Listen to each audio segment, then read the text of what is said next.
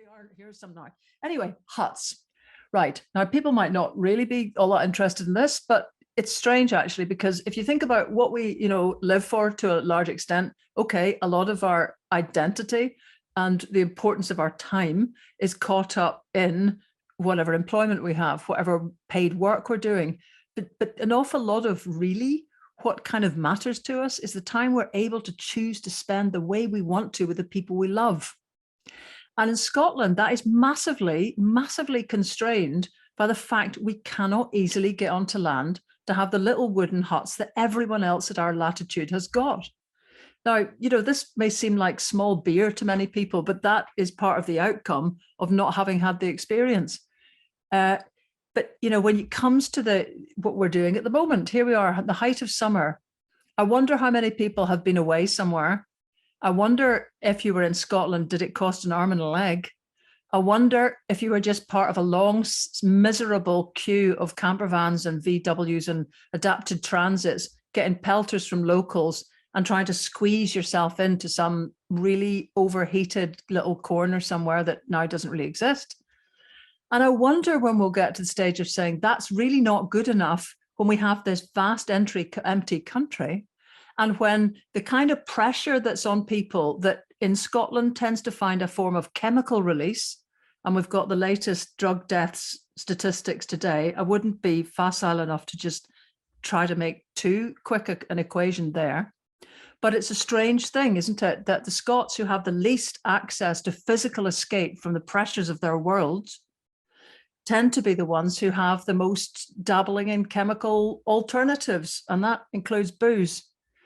I'm not suggesting that people who've got huts are sitting drinking Ribena, but there's a tremendous release by being able to physically leave the places that create stress of everyday life and just change your location and find some place in nature that is secure. And that means not a glamping thing that you kind of rent, again, usually, incredibly expensively, and have to book in for. It's conditional. You can't bring pets. It costs more if you bring children. You can't bring your auntie because she feels like suddenly swinging by. This is not what other people experience at all. They experience a completely unconditional bit of living together in very low-key, low-impact ways.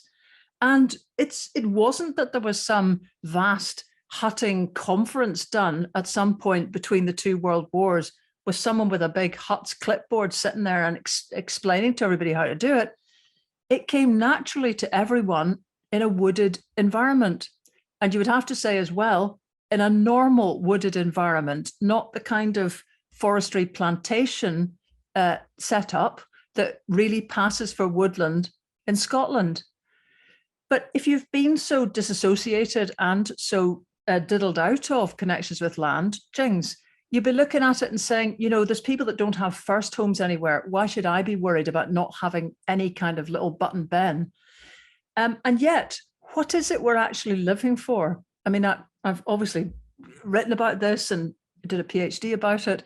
But what struck me so forcibly when I went to Norway, there's many things about Norway that will really be forceful for people who want to consider better ways to own and manage land. And the shocking thing is that despite the fact that the Norwegians have had a diversity of land ownership, which would be practically the envy of any northern country for centuries, really, so that you'd think these guys have got knees in the breeze, they're making it, man. They don't need many restrictions because they've already got diversity working its good, positive energies on their system. And yet they do have all sorts of restrictions, which seem to be just too mind-blowingly difficult to even consider here. And then on top of all of that, they have the ability to disappear off to huts, and they have one in every family pretty well. Of course, there's difficulties with all of that, but it's a measurement of the difficulty and what we're missing as people and families from our lives.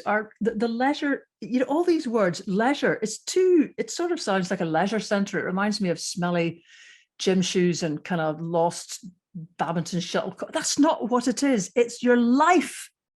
Leisure is the main bit of your life that you are striving for, that you can control, that you can express yourself in.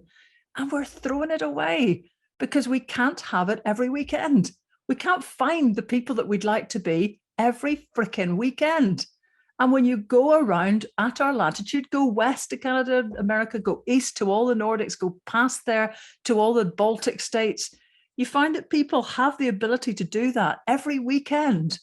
And for us, you're lucky if you can manage to afford a 2-week holiday in your own country once a year. So, just on small points, when you begin to drill down to it, why is it so hard to get going on the huts front? Well, here's one reason. It is that you get an exemption from inheritance tax for buying small bits of woodland and forestry. So that's it. You can club together and be as wily as you like, but you're not going to outbid somebody who's got a lot of money and has figured out a way to try to pass that on without paying any inheritance tax.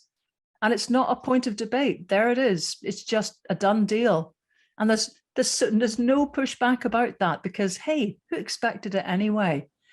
So I suppose what I'm trying to say is, and I share Robin's and doubtless Andy's feelings of just utter frustration on this point, but it kind of seems to me all the way through that our appetite has to increase again.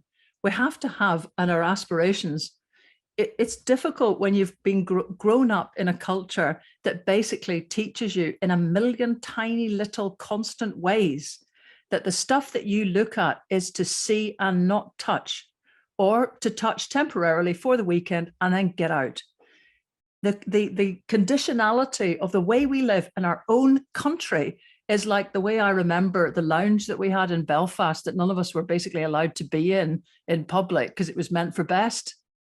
I mean, we had a large part of our house that was essentially somewhere that nobody could be normal in. Well, that's what Scotland has become for many of us, is like a blinking lounge. So I would love to see us stoked up and with clear ideas of what we'd like to do more with land. And that means really it's quite beyond, and I'm anticipating the angles that will be covered by Andy and Robin and yourselves, and what you already know from the many points about housing, which is just so shockingly bad. We know about that, but I think it's every aspect of this when you begin to look at it, where we are a diminished set of people simply because we haven't been able to stoke up that appetite for the same level of access to land and fun and ourselves. You don't get to see who yourself is unless you can bring the posse out somewhere and just relax.